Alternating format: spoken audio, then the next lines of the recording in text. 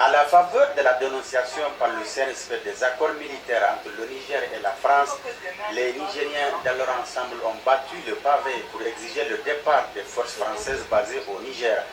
Quand ils ont assisté au départ du dernier militaire français, ils ont exprimé en toute légitimité leur joie et savourent encore leur victoire sur les forces d'occupation qui ont longtemps constitué un frein au développement économique et social du Niger. Les Nigériens ont dans la foulée vu plusieurs conteneurs de matériel convoyés vers le Tchad et des vols réguliers en direction de la France à partir de Niamey, laissant croire qu'ils sont partis avec la totalité de leur matériel. Logiquement, à partir de ce constat, personne ne peut imaginer que ces militaires français ont laissé sciemment derrière eux tout un arsenal de guerre en plein centre-ville de Niamey qui en dit long sur leur intention. Une intention exprimée d'ailleurs publiquement en son temps par un expert français en renseignement sur la chaîne LCI. Notre ambassadeur et notre contingent n'étant plus otages au Niger, en quelque sorte, dans cette position de fort Alamo, nous aurons peut-être plus de latitude pour nous monter des opérations de déstabilisation, cette fois-ci plus clandestines.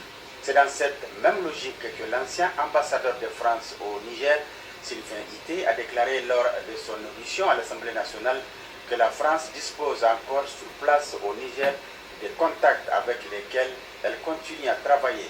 Nous suivons grâce à nos contacts sur place la politique intérieure nigérienne et continuons donc d'alimenter nos autorités politiques en information sur la situation. En d'autres termes, même sans être à Niamey, nous exerçons activement notre activité et nos missions. Malgré ces déclarations qui expriment l'opinion ambiante en France, Macron et son gouvernement ont choisi la voie du déni.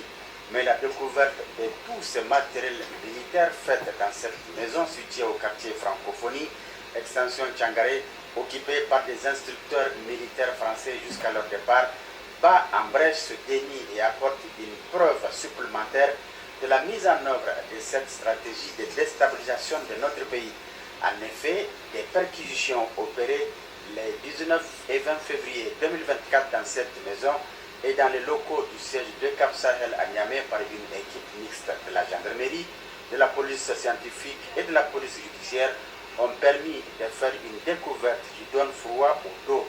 Il s'agit d'un vrai centre d'opération militaire en même temps une cache d'armes et de munitions.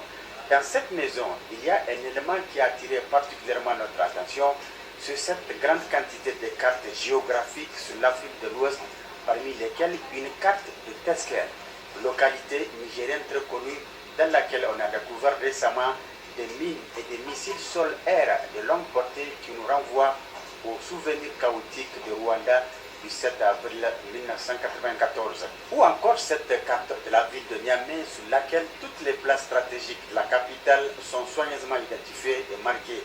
À quelle fin s'agit-il des cibles de probables attaques?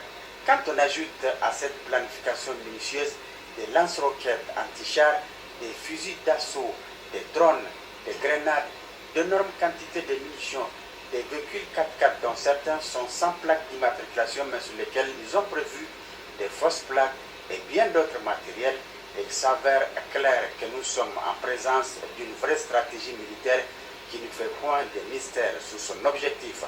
Cette stratégie de déstabilisation de notre pays repose sur une idéologie bizarre écrite en rouge sur ce tableau d'affichage dans leur salle d'opération qui dit ceci: la paix, on peut l'éviter.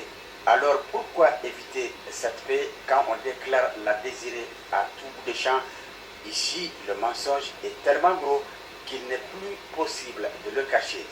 Mais quand on construit un partenariat sur du faux, il y a toujours un élément qui trahit le subconscient et les refoulés remontent à la surface pour le révéler au grand jour le désir caché.